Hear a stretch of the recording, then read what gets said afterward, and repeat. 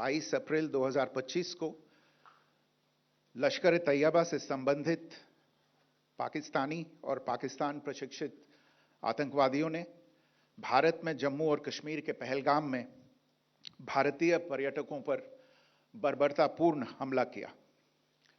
25 भारतीयों और एक नेपाली नागरिक को कायरतापूर्ण मौत के घाट उतार दिया गया। मुंबई के 26 नवंबर 2008 के हमलों के बाद यह भारत में हुई किसी आतंकवादी हमले में मारे गए आम नागरिकों की संख्या की दृष्टि से सबसे गंभीर घटना है। पहलगाम का हमला अत्यधिक बर्बरतापूर्ण था, जिसमें वहां मौजूद लोगों को करीब से और उनके परिवारों के सामने सिर पर गोली मारी गई। हत्या के इस तरीके से परिवार के सदस्यों को जानबूझकर आघात पहुंचाया गया। साथ ही उन्हें यह नसीहत भी दी गई कि वे वापस जाकर इस संदेश को पहुंचा दें। यह हमला स्पष्ट रूप से जम्मू और कश्मीर में बहाल हो रही सामान्य स्थिति को बाधित करने के उद्देश्य से किया गया था। चूंकि पर्यटन फिर से अर्थव्यवस्था का मुख्य आधार बन रहा था, इस हमले का मुख्य उद्देश्य इसे प्रतिकूल रूप से प्रभावित करना था। पिछले वर्ष आप सभी जानते हैं 2.25 करोड़ से अधिक पर्यटक कश्मीर आए थे। इस हमले का मुख्य उद्देश्य इसलिए संभवतः यह था कि इस संघ राज्य क्षेत्र में विकास और प्रगति को नुकसान पहुंचाकर इसे पिछड़ा बनाए रखा जाए और पाकिस्तान से लगातार होने वाले सीमा पार आतंकवाद के लिए उपजाऊ जमीन बनाने में सहायता की जाए। हमले का यह तरीका जम्मू और कश्मीर और शेष राष्ट्र दोनों में सांप्रदायिक दंगे भड़काने के उद्देश्य से भी प्रेरित था। इसका श्रेय सरकार और भारत के सभी नागरिकों को दिया जाना चाहिए कि इन प्रयासों को विफल कर दिया गया। एक समूह ने खुद को रेजिस्टेंस फ्रंट टीआरएफ कहते हुए इस हमले की जिम्मेदारी ली है। यह समूह संयुक्त राष्ट्र द्वारा प्रतिबंधित पाकिस्तानी आतंकवादी समूह लश्कर ए तैयबा से जुड़ा हुआ है। यह उल्लेखनीय है कि भारत ने मई और नवंबर 2024 में संयुक्त राष्ट्र की 1267 कमेटी की सैंक्शंस मॉनिटरिंग टीम को अर्धवार्षिक रिपोर्ट प्रस्तुत की थी, जिसमें टीआरएफ के बारे में साफ इनपुट दिए गए थे। इससे पाकिस्तान स्थित आतंकवादी समूहों के लिए कवर के रूप में टीआरएफ की भूमिका सामने आई थी। इससे पहले भी दिसंबर 2023 में भारत ने इस टीम को लश्कर ए तैयबा और जैश ए मोहम्मद के बारे में सूचित किया था, जो टीआरएफ जैसे छोटे आतंकवादी समूहों के माध्यम से अपनी गतिविधियों को संचालित कर रहे हैं। इस संबंध में 25 अप्रैल को यूएन सिक्योरिटी काउंसिल प्रेस वक्तव्य में टीआरएफ के संदर्भ को हटाने के लिए पाकिस्तान के दबाव पर भी ध्यान दिया जाना चाहिए। पहलगाम आतंकवादी हमले की जांच से पाकिस्तान के साथ आतंकवादियों के संपर्क उजागर हुए हैं। रेजिस्टेंस फ्रंट द्वारा किए गए दावे और लश्कर ए तैयबा से ज्ञात सोशल मीडिया हैंडल द्वारा इसको रीपोस्ट किया जाना इसकी पुष्टि करता है। चश्मदीद गवाहों और विभिन्न जांच एजेंसियों को उपलब्ध अन्य सूचनाओं के आधार पर हमलावरों की पहचान भी हुई है। हमारी इंटेलिजेंस ने इस टीम के योजनाकारों और उनके समर्थकों की जानकारी जुटाई है। इस हमले की रूपरेखा भारत में सीमा पार आतंकवाद को अंजाम देने के पाकिस्तान के लंबे ट्रैक रिकॉर्ड से भी जुड़ी हुई है, जिसके लिखित और स्पष्ट दस्तावेज उपलब्ध हैं। पाकिस्तान दुनिया भर में आतंकवादियों के लिए एक शरण स्थल के रूप में पहचान बना चुका है। यहां अंतर्राष्ट्रीय स्तर पर प्रतिबंधित आतंकवादी सजा पाने से बचे रहते हैं। इसके अलावा पाकिस्तान ने इस मुद्दे पर विश्व और फाइनेंशियल एक्शन टास्क फोर्स जैसे अंतर्राष्ट्रीय मंचों को जानबूझकर गुमराह करने के लिए भी जाना जाता है। साजिद मीर का मामला, जिसमें इस आतंकवादी को पाकिस्तान ने मृत घोषित कर दिया था और फिर अंतर्राष्ट्रीय दबाव के परिणाम स्वरूप वो जीवित पाया गया, इसका सबसे स्पष्ट उदाहरण है। यह स्वाभाविक है कि पहलगाम में हुए इस हमले से जम्मू और कश्मीर के साथ साथ भारत के अन्य भागों में भी आक्रोश देखा गया। हमलों के बाद भारत सरकार ने स्वाभाविक रूप से पाकिस्तान के साथ संबंधों को लेकर कुछ कदम उठाए। आप सभी उन निर्णयों से अवगत हैं जिसकी घोषणा 23 अप्रैल को की गई थी। तथापि यह आवश्यक समझा गया कि 22 अप्रैल के हमले के अपराधियों और उनके योजनाकारों को न्याय के कटघरे में लाया जाए। हमलों के एक पखवाड़े के बाद भी पाकिस्तान द्वारा अपने क्षेत्र या अपने नियंत्रण वाले क्षेत्रों में आतंकवादियों की इंफ्रास्ट्रक्चर के विरुद्ध कार्रवाई करने के लिए कोई स्पष्ट कदम नहीं उठाया गया है। उल्टे वो इनकार करने और आरोप लगाने में ही लिप्त रहा है। पाकिस्तान आधारित आतंकवादी मॉड्यूल्स पर हमारी खुफिया निगरानी ने संकेत दिया है कि भारत के विरुद्ध आगे भी हमले हो सकते हैं। अतः इनको रोकना और इनसे निपटना दोनों को बेहद आवश्यक समझा गया। आज सुबह, जैसा कि आपको ज्ञात होगा, भारत ने इस तरह के सीमा पार हमलों का जवाब देने और उन्हें रोकने तथा उनका प्रतिरोध करने के अपने अधिकार का प्रयोग किया है। यह कार्यवाही नपीतुली, नॉन एस्केलेटरी, आनुपातिक और जिम्मेदारीपूर्ण है। यह आतंकवाद की इंफ्रास्ट्रक्चर को समाप्त करने और भारत में भेजे जाने वाले संभावित आतंकवादियों को अक्षम बनाने पर केंद्रित है। आपको यह भी स्मरण होगा कि 25 अप्रैल 2025 को संयुक्त राष्ट्र सुरक्षा परिषद ने पहलगाम आतंकवादी हमले पर एक प्रेस वक्तव्य जारी किया था, जिसमें आतंकवाद के इस निंदनीय कार्य के अपराधियों, आयोजकों, फाइनेंसरों और प्रायोजकों को जवाबदेह ठहराने और उन्हें न्याय के दायरे में लाने की आवश्यकता पर जोर दिया गया था। भारत की आज की इस कार्रवाई को इसी संदर्भ में देखा जाना चाहिए। Good morning. Thank you all for joining this briefing. As you are all aware, on April 22, 2025, Pakistani and Pakistan-trained terrorists belonging to the Lashkar-e-Taiba carried out a savage attack on Indian tourists at Pahalgam in Jammu and Kashmir in India. They murdered 26 people, including one national of Nepal, causing the largest number of civilian casualties in a terrorist attack in India since the 26 November 2008 attacks in Mumbai. The attack in Pahalgam was marked by extreme barbarity, with the victims mostly killed with headshots from close range and in front of their families.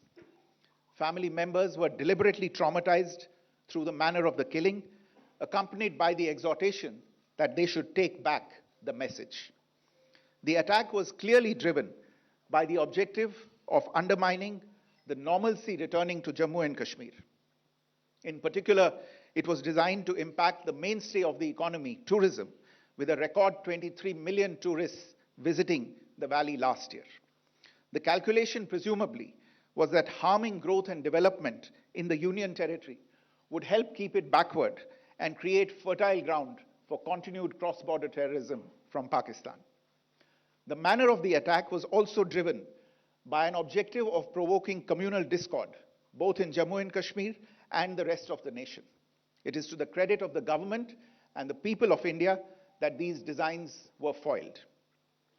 A group calling itself the Resistance Front has claimed responsibility for the attack.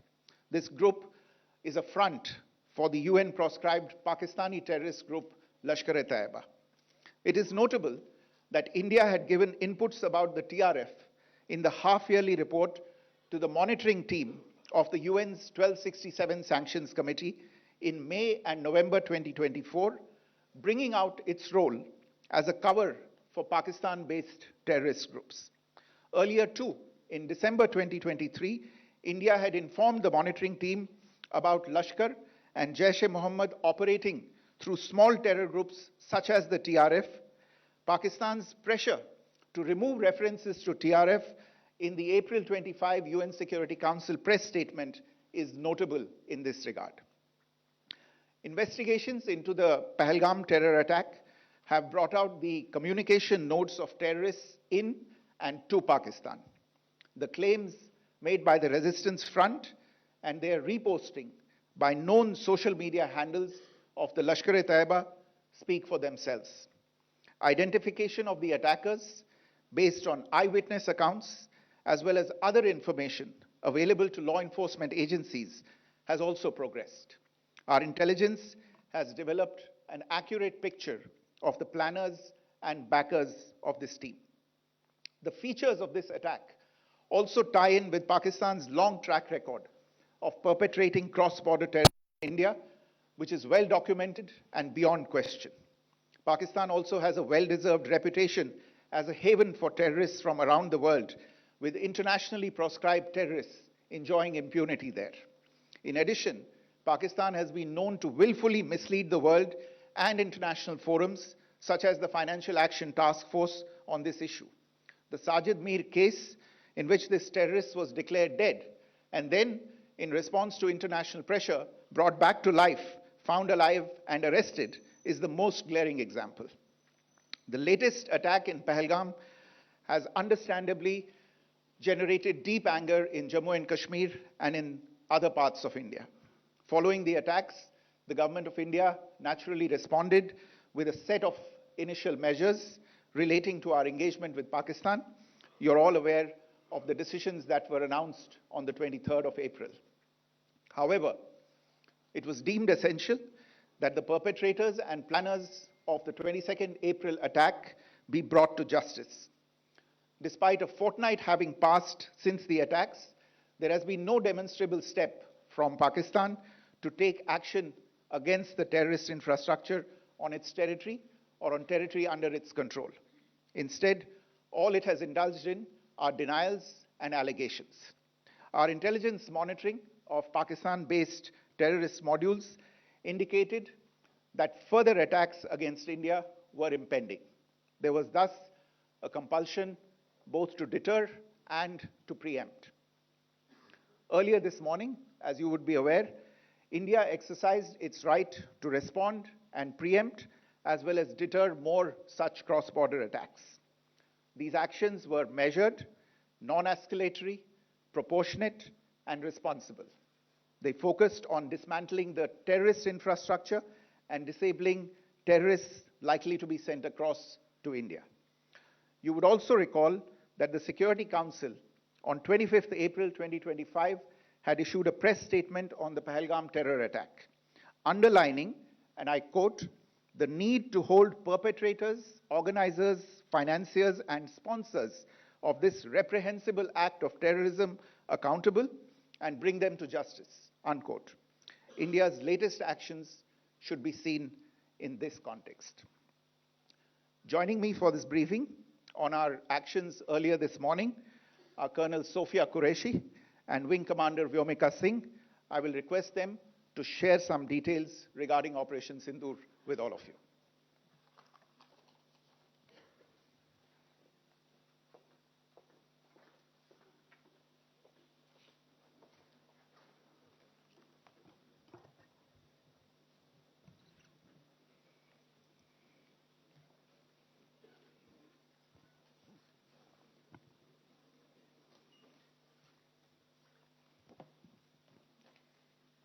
सुप्रभात देवियों और सज्जनों, मैं colonel Sophia Qureshi और मेरे साथ wing commander Vyomika Singh आज आपको 6 से 7 मई 2025 की रात 1:05 से 1:30 बजे के बीच भारतीय सशस्त्र बलों द्वारा अंजाम दिए गए ऑपरेशन सिंदूर के बारे में जानकारी देंगे। ऑपरेशन सिंदूर 22 अप्रैल को पहलगाम में हुए विभत्स आतंकवादी हमले के शिकार मासूम नागरिकों व उनके परिवारों को न्याय देने के लिए लॉन्च किया गया था। इस कार्रवाई में 9 टेररिस्ट कैंप्स को टारगेट किया गया और पूरी तरह से इसे बर्बाद किया गया। पाकिस्तान में पिछले 3 दशकों से टेरर इंफ्रास्ट्रक्चर का निर्माण हो रहा है। इसमें recruitment, indoctrination centres, training areas व लॉन्च पैड शामिल थे, जो पाकिस्तान और पाक अधिकृत जम्मू कश्मीर POJK दोनों में फैले हैं। Operation Sindoor was launched by Indian Armed Forces to deliver justice to the victims of Pahalgam terror attack and their families. 9 terrorist camps were targeted and successfully destroyed. Over the last 3 decades, Pakistan has systematically built terror infrastructure. It is a complex web of recruitment and indoctrination centers, training areas for initial and refresher courses, and launch pads for handlers. These camps are located both in Pakistan as well as Pakistan-occupied Jammu and Kashmir areas. Some of the well-known training camps are located, as you can see on the screen. They are distributed from Savai Nala in the north, counting to approximately 21, ending at Bhagalpur to the south. इन लक्ष्यों का चयन विश्वसनीय intelligence सूचनाओं के आधार पर हुआ ताकि आतंक गतिविधियों की रीढ़ तोड़ी जा सके और यह खास ध्यान दिया गया कि निर्दोष नागरिकों और सिविलियन इंस्टॉलेशन को नुकसान न पहुंचे। The selection of these targets for Operation Sindoor was based on credible intelligence inputs and role of these facilities in perpetrating the terror activities. The locations were so selected to avoid damage to civilian infrastructures and loss of any civilian lives. This was done with due diligence, and the camps selected for targeting and their engagement will now be shown to you one by one. POJK के target मैं आपको बताना चाहूंगी। सबसे पहले सवाई नाला camp Muzaffarabad, जो कि POJK के लाइन ऑफ कंट्रोल से 30 किलोमीटर दूर है। यह एक लश्कर तोयबा का ट्रेनिंग सेंटर था। 20 अक्टूबर 2024 सोनमर्ग, 24 अक्टूबर 24 गुलमर्ग, 22 अप्रैल 2025 पहलगाम, इन हमलों के आतंकियों ने यहीं से प्रशिक्षण लिया था। सैयदना बिलाल कैंप मुजफ्फराबाद, यह एक जैश ए मोहम्मद का स्टेजिंग एरिया है। यह हथियार, विस्फोटक और जंगल सर्वाइवल ट्रेनिंग का केंद्र भी था। गुलपुर कैंप कोटली, यह LOC से 30 किलोमीटर दूर था। लश्कर ए तोयबा का बेस था जो रजौरी, पुंछ में सक्रिय था। 20 अप्रैल 2023 को पुंछ में और 9 जून 2024 को तीर्थ यात्रियों के बस हमले में यहीं से आतंकी को ट्रेन किया गया था।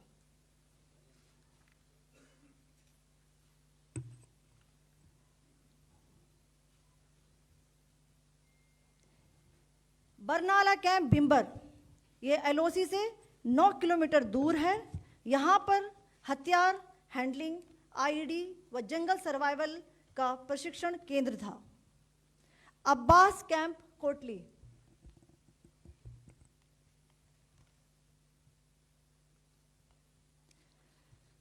यह LOC से 13 किलोमीटर दूर है।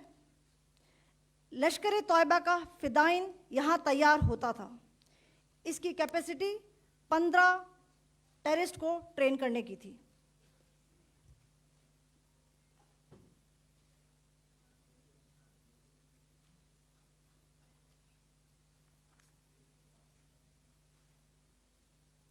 अब मैं पाकिस्तान के अंदर के टारगेट से अवगत कराना चाहूंगी। पहला, सर्जल कैंप सियालकोट,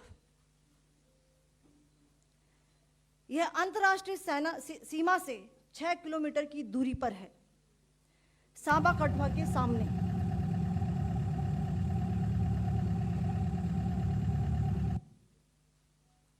मार्च 2025 में जम्मू एंड कश्मीर पुलिस के 4 जवानों को की जो हत्या की गई थी, उन आतंकवादियों को इसी जगह पर ट्रेन किया गया था।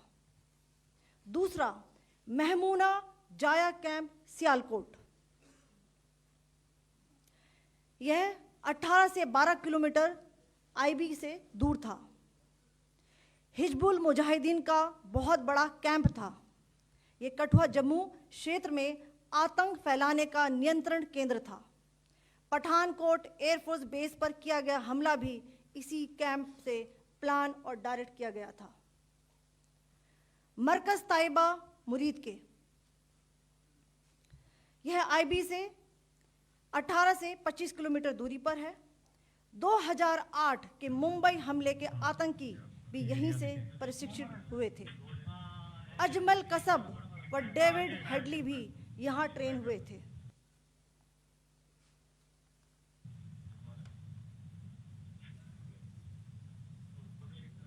आगे दूसरा आया।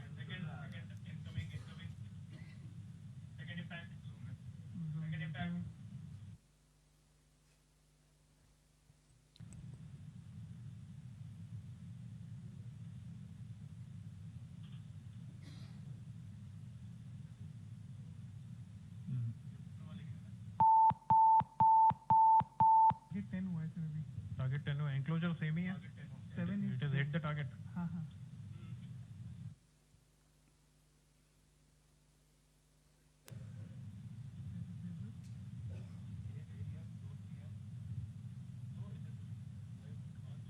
आ गया सर।